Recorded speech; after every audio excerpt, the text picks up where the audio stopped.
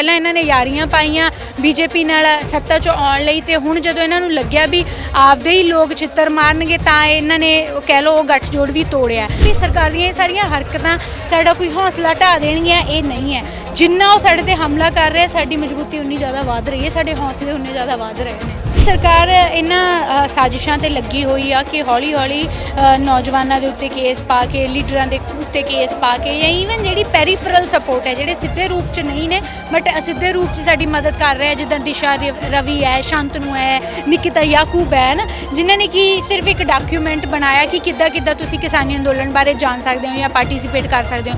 ਮੈਨੂੰ ਨਹੀਂ ਲੱਗਦਾ ਬਾਦਲ ਸਾਹਿਬ ਘਰੇ ਬੈਠੇ ਕੁਝ ਵੀ ਕਹਿਣ ਉਹਦੇ ਨਾਲ ਸਾਨੂੰ ਕੋਈ ਫਰਕ ਪੈਂਦਾ। ਇੱਕ ਪਾਸੇ ਸਟੇਟ ਇਹਨੂੰ ਪੂਰਾ ਪੋਰਟਰੇ ਕਰਨ ਦੀ ਕੋਸ਼ਿਸ਼ ਕਰ ਰਹੀ ਹੈ ਕਿ ਮੋਰਚਾ ਟੁੱਟ ਰਿਹਾ, ਅੰਦੋਲਨ ਕਮਜ਼ੋਰ ਪੈ ਰਿਹਾ, ਜਿਹਦੇ ਕਰਕੇ ਮੈਨੂੰ ਲੱਗਦਾ ਕਿ ਸਾਡੀ ਜ਼ਿੰਮੇਵਾਰੀ ਹੋਰ ਵੱਧ ਜਾਂਦੀ ਹੈ। ਅਸੀਂ ਉਹਨਾਂ ਨੂੰ ਇਹ ਸੱਚ ਦਿਖਾਈਏ ਕਿ ਕੋਈ ਟੁੱਟਿਆ ਨਹੀਂ ਹੈ, ਕੋਈ ਕਮਜ਼ੋਰ ਨਹੀਂ ਪਿਆ, ਬਲਕਿ ਅਸੀਂ ਬਹੁਤ ਹੀ ਪਲੈਨਿੰਗ ਨਾਲ ਚੀਜ਼ਾਂ ਨੂੰ ਲੰਬੀ ਸਮੇਂ ਦੀ ਕਹਿ ਲਓ ਪਲੈਨਿੰਗ ਲੈ ਕੇ ਅਸੀਂ ਚੱਲ ਰਹੇ ਹਾਂ। ਬੀਤੇ ਦਿਨਾਂ ਸੰਯੁਕਤ ਮੋਰਚੇ ਦੀ ਬੈਠਕ ਹੋਈ ਆ, ਉਸ ਦੇ ਵਿੱਚ 8 ਮਾਰਚ ਮਹਿਲਾ ਦਿਵਸ ਤੇ ਮਹਿਲਾਵਾਂ ਸਟੇਜ ਤੋਂ ਸੰਬੋਧਨ ਕਰਨਗੀਆਂ। ਸਿੰਘੂ ਬਾਰਡਰ ਦੇ ਉੱਤੇ ਜਿਹੜੀ ਸਟੇਜ ਲੱਗੀ ਹੋਈ ਹੈ ਉੱਥੇ ਅੱਜ ਨੌਜਵਾਨਾਂ ਨੂੰ ਵੀ ਮੌਕਾ ਮਿਲਿਆ, ਅੱਜ ਨੌਜਵਾਨ ਵਰਗ ਸਟੇਜ ਨੂੰ ਸੰਬੋਧਨ ਕਰ ਰਿਹਾ।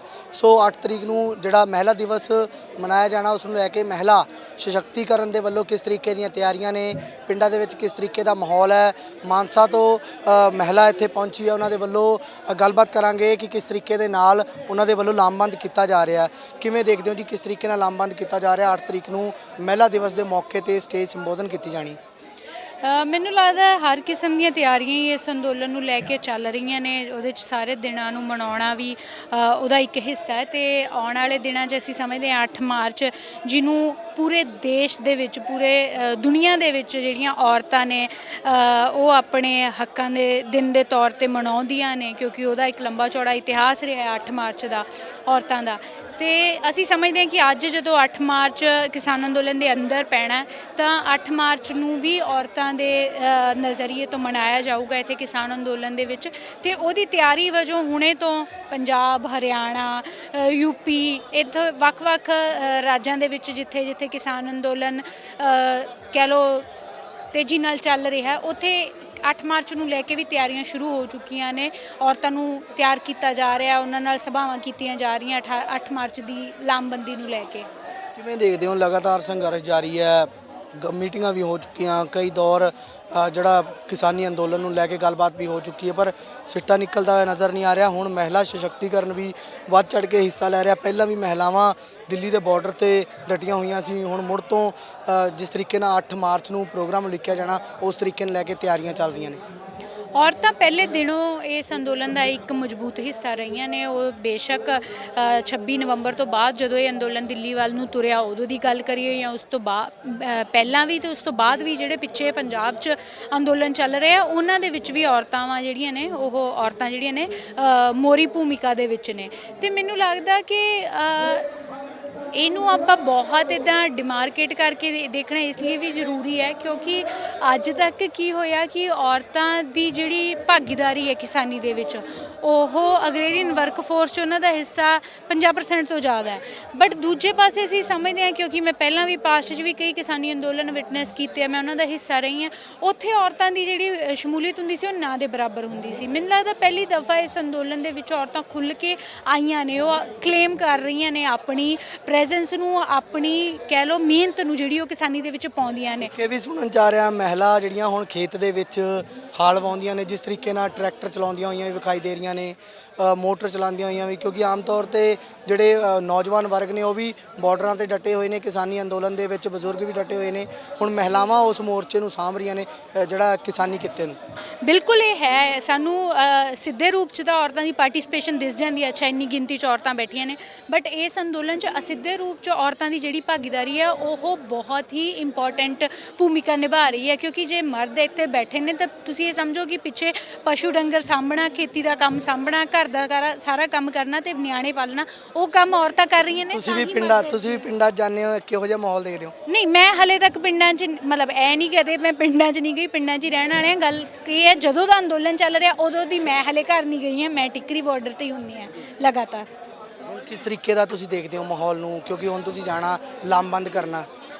ਅਸੀਂ ਬਿਲਕੁਲ ਉਮੀਦ ਕਰਦੇ ਹਾਂ ਕਿ ਵੱਡੀ ਭਾਗੀਦਾਰੀ ਹੋਊਗੀ, ਕਿਉਂਕਿ ਇੱਕ ਪਾਸੇ ਸਟੇਟ ਇਹਨੂੰ ਪੂਰਾ ਪੋਰਟਰੇ ਕਰਨ ਦੀ ਕੋਸ਼ਿਸ਼ ਕਰ ਰਹੀ ਹੈ ਕਿ ਇਹ ਮੋਰਚਾ ਟੁੱਟ ਰਿਹਾ ਹੈ, ਅੰਦੋਲਨ ਕਮਜ਼ੋਰ ਪੈ ਰਿਹਾ ਹੈ, ਜਿਹਦੇ ਕਰਕੇ ਮੈਨੂੰ ਲੱਗਦਾ ਕਿ ਸਾਡੀ ਜ਼ਿੰਮੇਵਾਰੀ ਹੋਰ ਵੱਧ ਜਾਂਦੀ ਹੈ। ਅਸੀਂ ਉਹਨਾਂ ਨੂੰ ਇਹ ਸੱਚ ਦਿਖਾਈਏ ਕਿ ਕੋਈ ਟੁੱਟਿਆ ਨਹੀਂ ਹੈ, ਕੋਈ ਕਮਜ਼ੋਰ ਨਹੀਂ ਪਿਆ, ਬਲਕਿ ਅਸੀਂ ਬਹੁਤ ਹੀ ਪਲੈਨਿੰਗ ਨਾਲ ਚੀਜ਼ਾਂ ਨੂੰ ਲੰਬੀ ਸਮੇਂ ਦੀ ਕਹਿ ਲਓ ਪਲੈਨਿੰਗ ਲੈ ਕੇ ਅਸੀਂ ਚੱਲ ਰਹੇ ਹਾਂ। ਇੱਕ ਜਿਹੜੇ ਨੌਜਵਾਨਾਂ ਨੇ 26 ਤਰੀਕ ਨੂੰ ਹਿੱਸਾ ਲਿਆ ਸੀ, ਉਹਨਾਂ 1700 ਦੇ ਕਰੀਬ ਨੌਜਵਾਨਾਂ ਤੇ ਜਿਹੜਾ ਉਹ ਨੋਟਿਸ ਉਹਨਾਂ ਨੇ ਜਾਰੀ ਕੀਤਾ ਔਰ ਸਿੱਧੇ ਤੌਰ ਤੇ ਕਿਹਾ ਉਹਨਾਂ ਨੇ ਕਿ ਜਿਹੜਾ ਕਿਸਾਨਾਂ ਦਾ ਅੰਦੋਲਨ ਜਿਸ ਦੇ ਵਿੱਚ ਸ਼ਾਮਲ ਹੋਏ ਨੇ ਉਹਨਾਂ ਨੂੰ ਨੋਟਿਸ ਕੀਤਾ ਗਿਆ 1700 ਦੇ ਕਰੀਬ।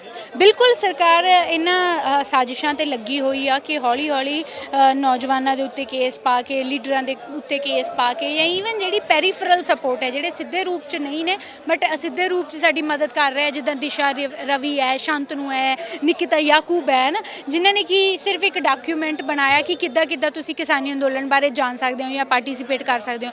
ਇਹੋ ਜਿਹੀਆਂ ਫੋਰਸਿਸ ਦੇ ਉੱਤੇ ਸਟੇਟ ਹਮਲਾ ਜਿਹੜਾ ਲਗਾਤਾਰ ਚੱਲ ਰਿਹਾ, ਉਹਨਾਂ ਦੇ ਉੱਤੇ ਕੇਸ ਪਾਏ ਜਾ ਰਹੇ ਆ, ਅਰੈਸਟ ਕੀਤੀ ਜਾ ਰਹੀ ਹੈ, ਉਹਨਾਂ ਨੂੰ ਡਰਾਇਆ ਧਮਕਾਇਆ ਜਾ ਰਿਹਾ। ਤੇ ਮੈਨੂੰ ਲੱਗਦਾ ਕਿ ਇਹਨੂੰ ਪਹਿਲੀ ਗੱਲ ਤਾਂ ਇਹ ਕਿ ਸੰਯੁਕਤ ਮੋਰਚੇ ਵੱਲੋਂ ਵੀ ਤੇ ਇਸ ਅੰਦੋਲਨ ਵੱਲੋਂ ਵੀ ਅਸੀਂ ਇਹਨੂੰ ਬਹੁਤ ਹੀ ਸਖਤ ਸ਼ਬਦਾਂ 'ਚ ਇਹਦੀ ਨਿੰਦਾ ਕਰਦੇ ਹਾਂ। ਇਹ ਸਰਕਾਰ ਗਲਤ ਕਰ ਰਹੀ ਹੈ। ਤੇ ਦੂਜੇ ਪਾਸੇ ਮੈਂ ਇਹ ਵੀ ਕਹਿਣਾ ਚਾਹੁੰਦੀ ਹਾਂ ਵੀ ਸਰਕਾਰ ਦੀਆਂ ਇਹ ਸਾਰੀਆਂ ਹਰਕਤਾਂ ਸਾਡਾ ਕੋਈ ਹੌਸਲਾ ਢਾਹ ਦੇਣਗੀਆਂ, ਇਹ ਨਹੀਂ ਹੈ।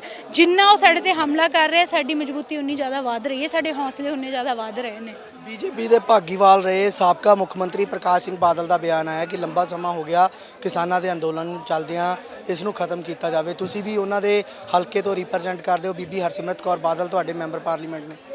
ਬਿਲਕੁਲ ਜੀ, ਉਹ ਹੈਗੇ ਨੇ ਸਾਡੇ ਮੈਂਬਰ ਪਾਰਲੀਮੈਂਟ, ਬਟ ਇਹ ਜ਼ਰੂਰੀ ਨਹੀਂ ਹੈ ਜੋ ਉਹ ਕਹਿਣ ਅਸੀਂ ਵੀ ਉਹੀ ਕਹੀਏ, ਹੈ ਨਾ। ਇਸੇ ਕਰਕੇ ਉਹ ਸੱਤਾਧਾਰੀ ਨੇ, ਕਿਉਂਕਿ ਉਹ ਲੋਕਾਂ ਨੂੰ ਲੁੱਟਦੇ ਨੇ। ਪਹਿਲਾਂ ਇਹਨਾਂ ਨੇ ਯਾਰੀਆਂ ਪਾਈਆਂ ਬੀਜੇਪੀ ਨਾਲ ਸੱਤਾ 'ਚ ਆਉਣ ਲਈ, ਤੇ ਹੁਣ ਜਦੋਂ ਇਹਨਾਂ ਨੂੰ ਲੱਗਿਆ ਵੀ ਆਪਦੇ ਹੀ ਲੋਕ ਛਿੱਤਰ ਮਾਰਨਗੇ ਤਾਂ ਇਹਨਾਂ ਨੇ ਕਹਿ ਲਓ ਉਹ ਗੱਠਜੋੜ ਵੀ ਤੋੜਿਆ।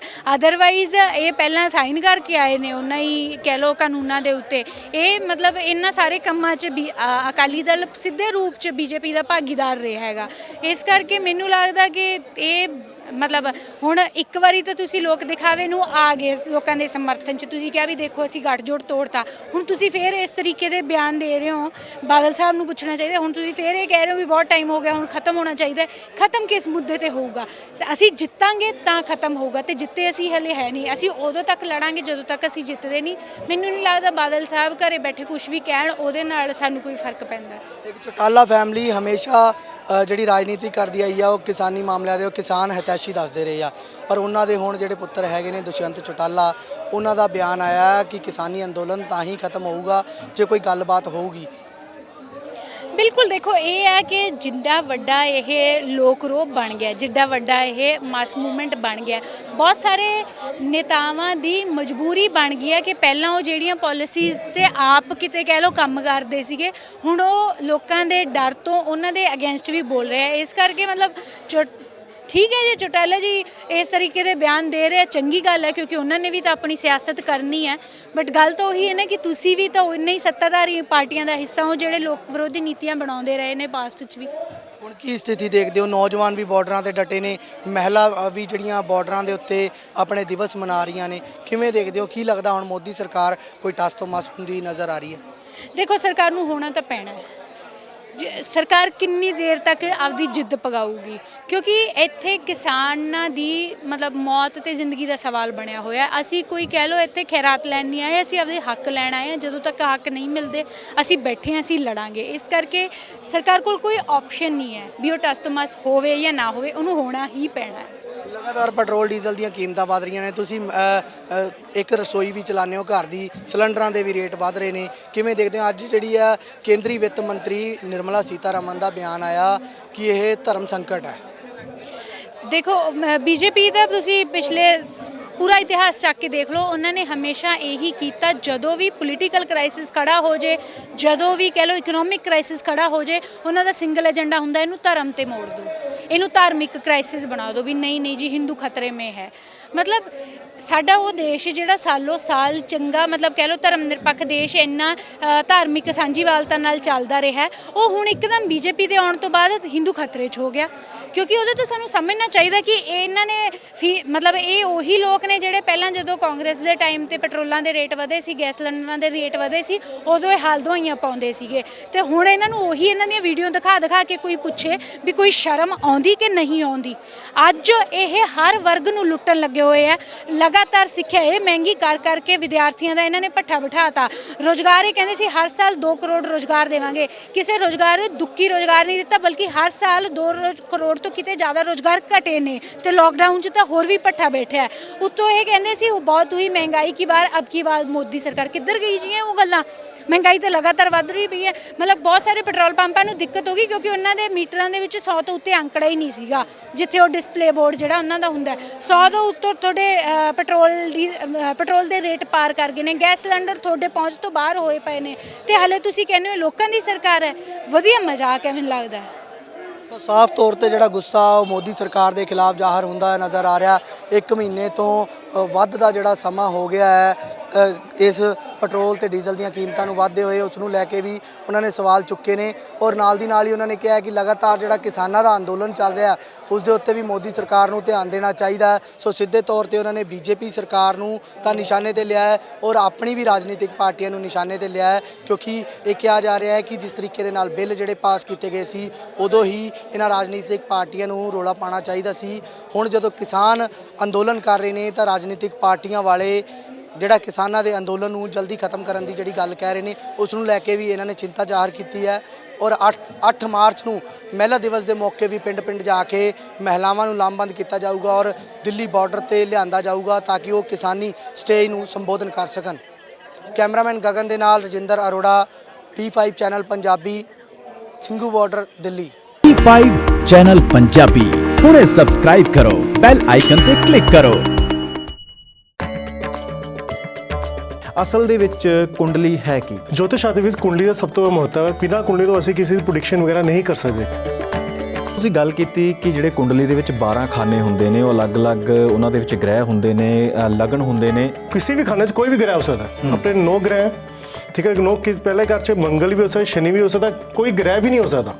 ਉਸ ਟਾਈਮ ਦੀ ਪੋਜੀਸ਼ਨ ਨਹੀਂ ਤਾਂ ਉਸ ਟਾਈਮ ਜੇ ਰਾਸ਼ੀ ਦੇ ਵਿੱਚ ਕਿਹੜਾ ਗ੍ਰਹਿ ਕਿੱਥੇ ਬੈਠਾ ਉਸ ਟਾਈਮ ਦੀ ਪੋਜੀਸ਼ਨ ਸਾਹਮਣੇ ਕੁੰਡਲੀ ਬਣਦੀ ਹੈ। D5 ਚੈਨਲ ਪੰਜਾਬੀ ਲਿਆ ਰਿਹਾ ਹੈ ਖਾਸ ਪ੍ਰੋਗਰਾਮ ਜੋਤਿਸ਼ ਐਂਡ ਸਾਇੰਸ ਹਰ ਮੰਗਲਵਾਰ ਸਵੇਰੇ 7 ਵਜੇ।